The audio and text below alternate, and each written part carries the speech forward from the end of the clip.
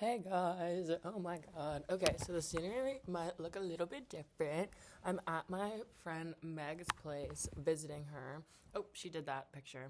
And I just wanted to come on here and say that update on my Prozac journey. Bitch, it's fucking. I'm sorry, I shouldn't swear like that. It's awesome. It's epic. It's beautiful. Every synonym you can come up for that is amazing. Um, it's that, truly. I feel so much like calmer. I was telling my gyno, because she's the one who prescribed it. We don't have to talk about that.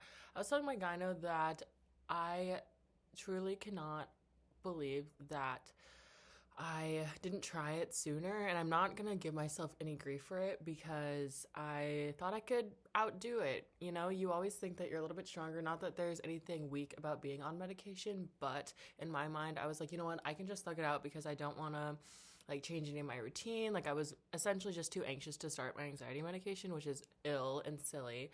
But now that I've been on it, I was telling her that I can feel the I can feel the depths of my emotions a little bit better. And in other words, I can see where it kind of starts and stops. I can recognize when I'm going to feel more anxious instead of letting the anxiety kind of wash over me and I don't know, take over my daily routines. Now I kind of can foresee when I'm going to be feeling a little bit more anxious or when I wake up and I'm like, wow, I can feel my body being a little bit more anxious today. And I will recognize and do things that can maybe make my day a little bit easier for myself. Whereas before, it was like I wake up, I'm already in this heightened state of craziness and I have to take all these measures like to try to fix the situation. But now I take like preemptive measures, if that makes sense. And I was essentially telling Meg that yesterday.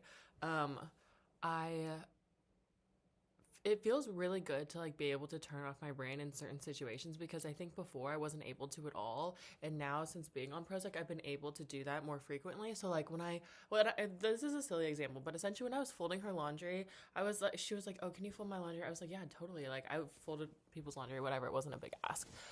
Essentially, I was just like, it feels really good to be able to like turn off my brain and just do monotonous tasks like that because I can kind of expect my brain to be off in certain ways. And before, it was just a constant state of like turning and turning and turning and turning and turning. And so now it just feels a lot better. I mean, there are obviously still days where I feel more anxious, and there are situations that make me feel anxious, but it's fewer and far between. That's the saying, right? Anyways, oh my god, speaking of, did I take my Prozac? Oh my gosh. No, I think this is the issue also because my short-term memory has been so bad recently. I'm not sure if this is like a, not a side effect or, let's see, what is the word that I'm looking for? Is it a new thing that's going on, or is it because like I've been drinking a little bit more?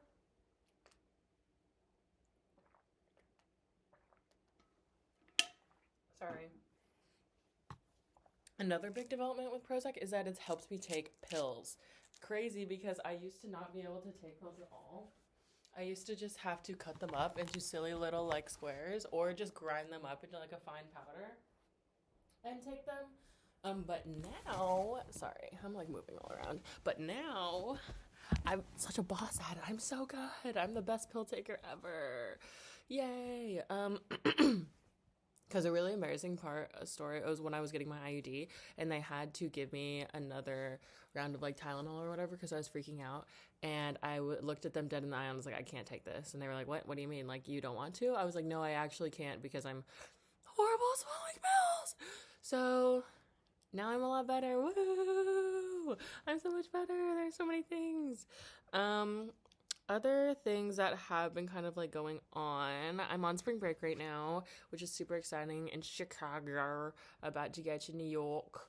And I think that I am planning a birthday party for one of my kids at the school, which is super exciting. I need to check on that. He really likes the magical world of Gumball, the fantastic world of Gumball.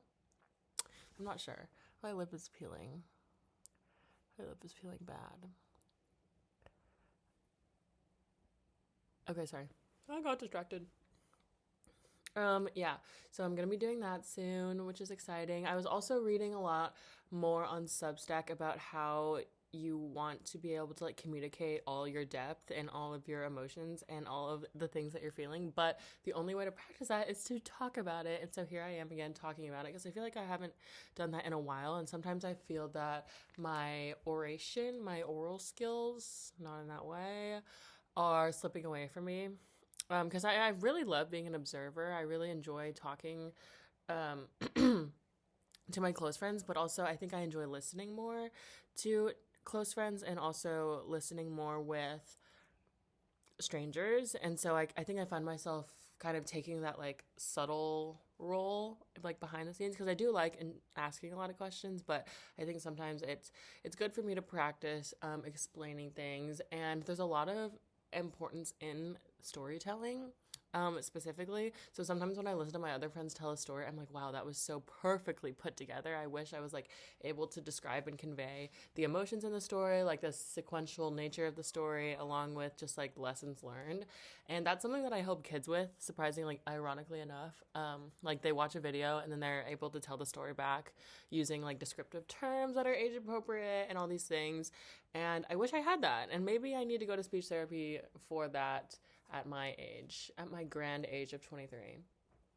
But we're going to continue working on it. So let me see if I can tell you a sequential story, actually. So, something exciting that's happened recently. Oh, I'm trying to learn ASL. This isn't a story. This is literally just a fact. So let me go over it. Haley was here, my other SLP friend, so we were learning a bunch of different vocabulary.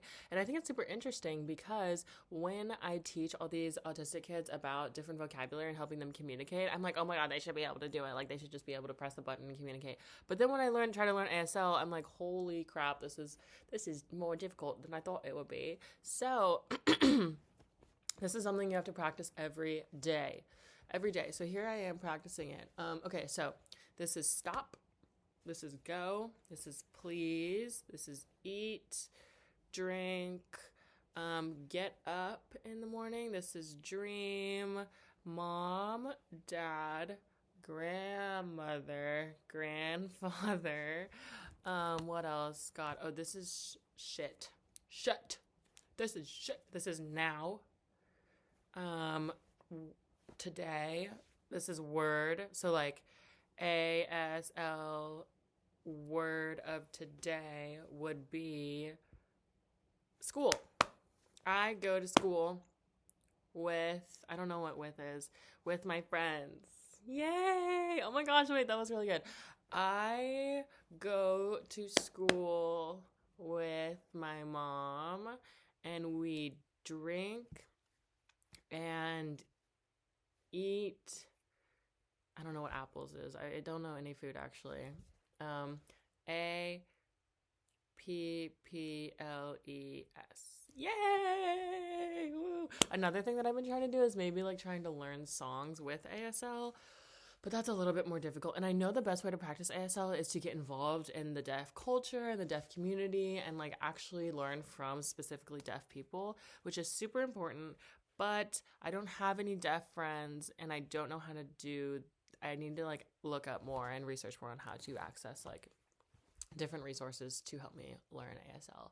So that's super exciting. Let's see, what have I done in Chicago? We've gone out to Ale House. We have watched movies. I just watched Sinners. We watched the Oscars, which was exciting. I really enjoyed Sinners.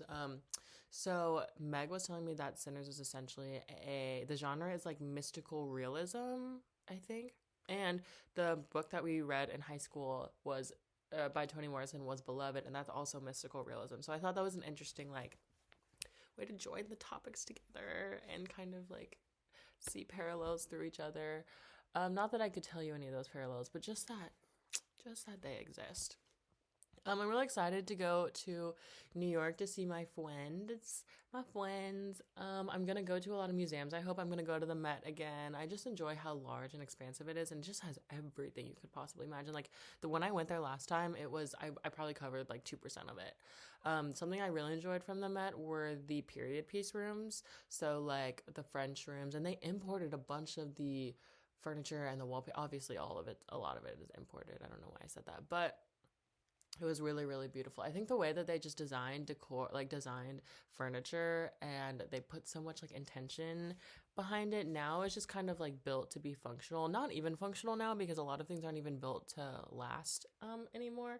But I thought it was just very intentional the way that they designed a lot of the pieces, like the marble and the wood and the way it's like curved.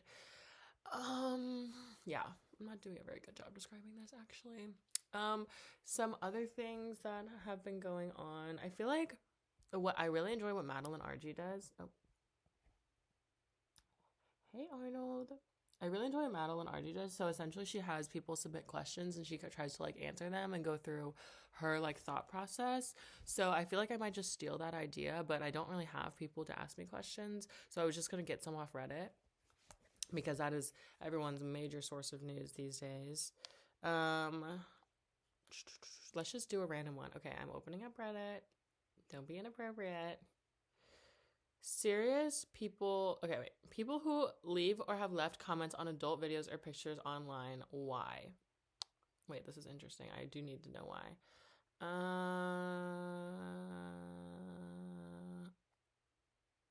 People tried to repost. What? So you can. Director's commentary track.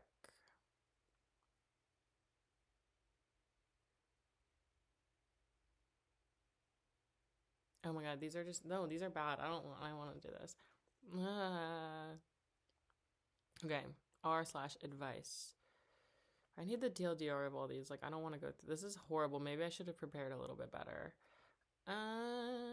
What is a subtle sign that someone is genuinely a good person, even if they don't seem like it at first? Oh, I really, really enjoy this. Okay, so I think first impressions are super important, right? But I think it also depends on like the setting that you're in. So obviously it's different for each scenario, but the telltale way I like to make sure if someone's like a good person or if they have the best interest at heart is if they ask a lot of questions. And I know I've said this like a million times, but I just met someone, well, for like maybe the third time. She was super nice and like pleasant, and usually like right off the bat, if they're just like pleasant with you, they're able to have like simple conversation. Sure, that makes you it makes you very good at small talk, which I know that there's a lot of art within small talk, but something that I really look for is if you're like sitting down and you're in a place where you can have good conversation. Something I really, really enjoy about people, and I think this is a telltale sign if they're a good person, if they interweave a bunch of things that you've already said previously and then ask you a more like complex question going forward, or like something to further the topic,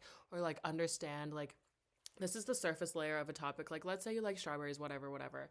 And then later you talk about like your favorite dish, dessert, or like things like that. And then you're like, oh yeah, I remember earlier you said you like strawberries. Like, what was your favorite dish that you had on X trip that made you really like strawberries or something? Like, that was a horrible example, but you know what I mean? Like, it interweaves the previous conversation and then it furthers the plot by asking you a more complex question or something that gets to know like what makes you unique. And I think that makes a really, really amazing person. And some people just like aren't interested in what you have to say, and that's a telltale sign that I don't think you're a good person. You are very interested in your own perspectives. You're not really open to hearing other people's like worldview or their world experiences. And being able to ask questions is like the first jumping point. It's like the first thing that you need to do to learn something new about someone else, unless the other person is just really interested in talking about themselves, which I don't know. That's not my favorite. But this person said, when someone new is introduced in a group setting, they make an effort to make the new person feel included, making eye contact, asking them questions, listening to what they have to say. I love includers. See? That's essentially what I said. I think that's an amazing quality in someone, because it's hard. It's especially hard in this day and age with people being so close-knit, or people being like communicating through screens. Like, sometimes the art of communicating in person can be a little bit lost, and making sure that other people feel safe around you is an amazing quality to have. Like, you need to have your safe spaces, even if like you only know one person in a group. You need to make them feel wanted or included. And I think that eye contact thing is really interesting, because we do have a lot of different norms these days about eye contact. Like, with a lot of the autistic kids I have, like, we're never forcing them to make eye contact with you, because that's just like their neurodivergent way of approaching the world, which I think is beautiful. But sometimes when you are surrounded by neurotypical people, the eye contact piece is super important, because if you're just looking at one person the whole time, it's like the other person doesn't even feel like they're engaged in the conversation or that they can feel included. Like making sure to scan the room and make contact with everyone. Beautiful. The next person said, let's see. Oh my god, Reddit is okay. They remember small things you mentioned in passing, not birthdays, more like, hey, did that thing with your landlord ever work out? For example, means they actually listened, not just waited for their turn to talk. I love that. Wait, that's actually beautiful. That's what I said too. Dude, wait, does this mean I'm a good person? Kidding. Agree. It's the little things. It's always been the little things. God freaking damn it. I mean, there are really important things about the large things, birthdays, like, the big milestones or whatever. But when you first meet someone, okay, this might be a little bit more difficult if you just first met them. But if you've been talking to them for if you just met them and you've been talking for a few hours or 30 minutes, it's like the little things in conversation, like, oh, I remember you talk about this earlier. How did that interweave itself into what we're talking about now? It's just like, it's beautiful. And I think that's sometimes a little bit difficult because there are a lot of moving parts to conversations. It may be hard to put these two and two together, but yeah. Another small thing is I think social media is good in this way because it helps you try to remember and recall what people have been doing. So when I'm about to go out to dinner with someone, I'm like, okay, so I'm trying to remember what they've been up to in the past month to see if I can ask them how it was, or ask how, their favorite parts of the trip. So for example, I went out to lunch with my friends yesterday and I was like, oh yeah, I remember you went on this trip to Hawaii. How was it? Oh, I remember you had St. Patrick's Day in Chicago. I know this is a big holiday for you guys. What did you guys do? Was it super fun? Things like that. If you know the person a little bit better, or even know the historical context of what's going on. Another one is asking how their friends are. I think that's a really, really beautiful way to start conversation and just show that you're interested in their circle and their network and what makes them happy as a person. So oh, I saw that you saw Emily and other people recently. Oh, how are they? How are they doing? Good? What's up with them? And not even just stopping there, because I think that sometimes it can be a little bit performative. It's oh, how's your family? And then you never ask a follow-up question, but it's oh, how's your family? What have they been up to? What are the things that they've been doing? Making sure to keep the conversation going. Mwah. And that scene in Fleabag where it's no one's asked me a question in 40 minutes, and then the priest turns to her and says, so what do you do? And she's like, I think about that so much in every conversation that I'm a part of sometimes, because I'm like, okay, well, people need to be asked things, people need to be seen, they need to be heard, and they need to be listened to. All just said the same thing. Sorry, that was redundant, but it's true. It is very, very true. Okay, wait, I love this thread because I've said everything on it, essentially. If I see someone pick up the trash that is not theirs, I know they're the kind of person who does the right thing just for the sake of doing the right thing, no incentive or reward involved. Yeah. Okay, yes. This wouldn't be the top thing. I think this is a good example of things of being a good person. But I don't think this is a telltale sign that this is a good person. This is the best person. You can be an asshole and still care about the environment. You can be an asshole to other people and litter. And I guess occasionally pick up a piece of trash. It could also be performative. I don't know about that one. Okay, sure. Yeah. Sure. So I think that's all I really want to talk about today. I think I've been yapping my arse off for 18 minutes. Oh, they admit mistakes without excuses, even for minor things. Yeah, I think this can be a kind of a dangerous one. I think being overly apologetic can be bad for yourself and potentially bad for the people that you're with, because then you start to take on a bunch of emotional weight that might not be yours to carry, and then it might also kind of indirectly tell the other person that this is not their fault. I think this can be definitely applied if it's shit, you just knocked over someone's water and yes, you feel bad, or you said something that was potentially offensive and then you apologize for it right away, and you're like, there's no if, ands, or buts. It's just like, I did something shitty, and I'm so sorry. There's nothing I can say. Like, there's no excuse. I just hope that you forgive me. I hope that time heals wounds, whatever, things like that. But I think if you're constantly apologizing, it's like, did you learn your lesson? Or like, is this really how you feel, or is this just kind of like the performative like apology? Which sometimes there's a place for that. There's a place and time for just like the simple passing bys of apologies. But then there's times where like it has to be a conversation. Like, you can't always keep apologizing for things. I don't know. I think that one I'm having a difficult way of conveying what I'm trying to say there. I think there's a hard line that needs to be walked with that one. They might be a bit rough or blunt, but they always keep their word. Ooh, I like that.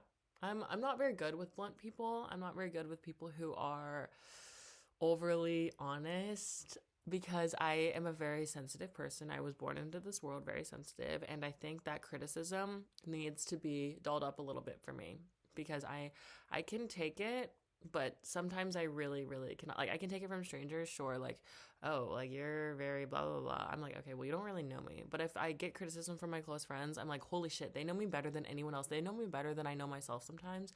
And the reason that you're saying that is probably, it's potentially true. So I really need to, like, do some introspection. But I do like the second piece of what this person said, but they always keep their word. I really enjoy people who keep their word. When they say something, they mean it, and they mean it with their chest. Very, very good quality in people. So I'm kind of out of things to say, and I really enjoyed doing this. I think I'm going to do this more, because it helps practice getting my thoughts together and relating or disagreeing to what people have said on the internet, but kind of adding my own perspective on it. So I hope you guys enjoyed, and I'm sorry I kind of like took the content of this video in like 15 different directions, but hopefully all my flights are on time and stuff, and I hope you guys are all having an amazing spring break if you're on it, or already had an amazing spring break, or are having an amazing weekend, or Tuesday, or week. But I'll see you soon. Bye.